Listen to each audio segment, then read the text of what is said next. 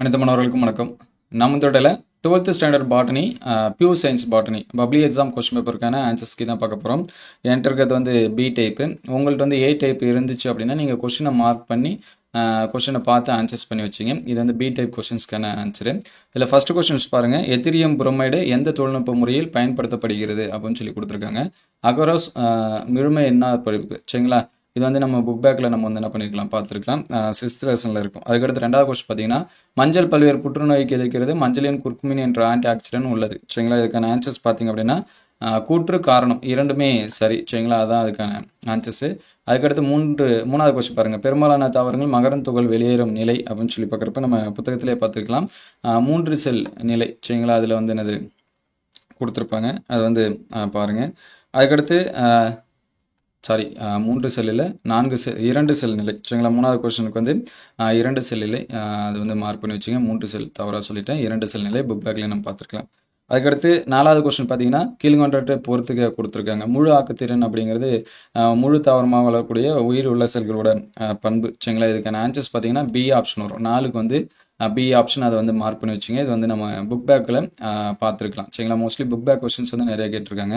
அதுக்கடுத்து இதுவும் வந்து நம்ம ஆல்ரெடி எக்ஸாம்ஸில் பப்ளிக் எக்ஸாம்ஸில் கேட்டிருக்காங்க.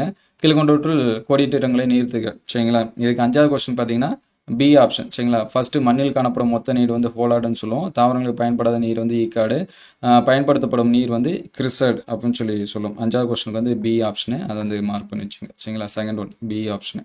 அதுக்கடுத்து 6வது கொஸ்டின் முளைவேர் உரை காணப்படும் தாவரம் வந்து நெல் சரிங்களா. 6க்கு வந்து பி ஆப்ஷனு. அதுக்கடுத்து 7வது கொஸ்டின் கீழ்கண்டவையில் எவை சூழல் மண்டல சேவைகளில் ஒழுங்குபடுத்தும் சேவை அல்ல அப்படின்னு சொல்லி கொடுத்துருக்காங்க. இதுக்கு வந்து டி சரிங்களா. 2 மற்றும் 4 சரிங்களா. 2வது ஆப்ஷனும் 4வது ஆப்ஷனும் வரக்கூடியது டி, அதை வந்து நோட் பண்ணி வச்சுங்க. 7வதுக்கு வந்து டி ஆப்ஷனு. அதுக்கடுத்து 8வது கொஸ்டின் இருபண்பு சோதனை கலப்போட இருபண்பு சோதனை கலப்பு சரிங்களா. 8வது கொஸ்டின் பாருங்கள்.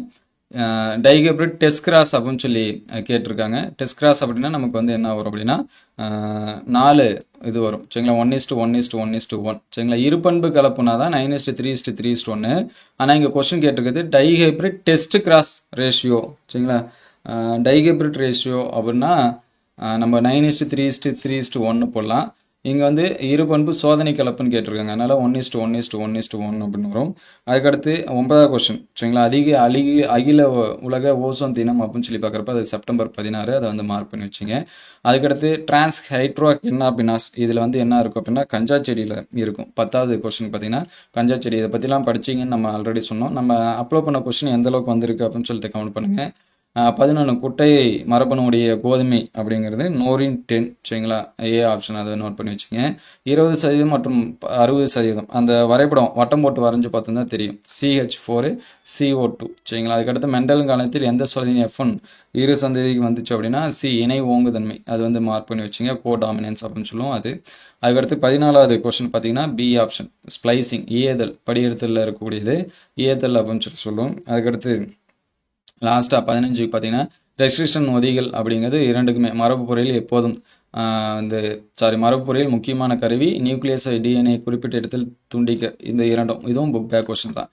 அதுக்கடுத்து இதில் ஒரே ஒரு மிஸ்டேக் சரிங்களா. நான் சொன்னதில் என்ன அப்படின்னு சொல்லி பார்த்தீங்கன்னா ட்ரா கொஸ்டின் மட்டும் கேட்காம விட்டுட்டாங்க. மற்றது எல்லாமே நம்ம அப்லோட் பண்ண கொஸ்டின்ஸ் வந்து நீங்கள் பார்த்துருந்தா தெரியும். இந்த வணிக வேளாண் காடு, தாவரங்களால் சீரமைக்கப்படுதல், இந்த தரவுகளை வச்சு சொல்கிறது சரிங்களா, பிற்கலர்ப்பு, இந்த கொஸ்டின்ஸ் எல்லாமே சொன்னோம். இதில் 21 மட்டும் சொல்ல. முதல்நிலை 2ஆம் நிலை அறிமுகப்படுத்தல் சொல்லியிருந்தோம். தவறுகளாக போடப்படும் பொருளுத்தா சடதி மாற்றம் சொல்லியிருந்தோம். பிளவுபடுத்தப்பட்ட இருவிதழ் விதையோட அமைப்பை படம் வரைந்து பாவம் குறி சரிங்களா. லாஸ்ட்டாக கூட நம்ம சொன்னோம் ட்ரைகிராம் எந்த மாதிரி கேட்பாங்க அப்படின்னு. ஏன்னா எல்லாமே கேட்டுட்டாங்க.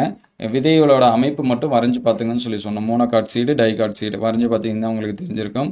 அதுக்கடுத்து கனிக்குழு விதை மதித்து சொல்லியிருந்தோம். வேளாண் வேதிப்பொருள் எல்லாமே நம்ம வந்து என்ன பண்ணியிருந்தோம் சொல்லியிருந்தோம் சரிங்களா. துணை பளிமலர் காடுகள், சட்டன் போவரி, விதை பரவலோட நன்மை, வேதிச்சாயம், அதுக்கடுத்து பல்வேறு வகை ஒற்றெடுப்பு தொழில்நுட்பம், மெண்டலோட 7 வேறுபட்ட பண்பு, தாவரத்தை சுழற்பிக்கு நுண்ணுயிர் நீக்கம் செய்தல், அதுக்கடுத்து மனிதனால் உருவாக்கப்பட்ட தானியம் 5 மார்க்ஸ் பாருங்கள் சரிங்களா. எல்லாமே நம்ம அப்லோட் பண்ண டாப் 35 மார்க்ஸ்லேருந்து நிறையா கொஸ்டின்ஸ் கேட்டிருக்காங்க. லெசன் வைஸாக இருக்கக்கூடிய கொஸ்டின்ஸ்லேருந்து நிறைய கேட்டிருக்காங்க. கொஸ்டின் உங்களுக்கு ஈஸியாக இருந்துச்சா அல்லது டஃப்பாக இருந்துச்சா அப்படிங்கிறத கமெண்ட் பண்ணுங்கள். தேங்க்யூ ஃபார் வாட்சிங்.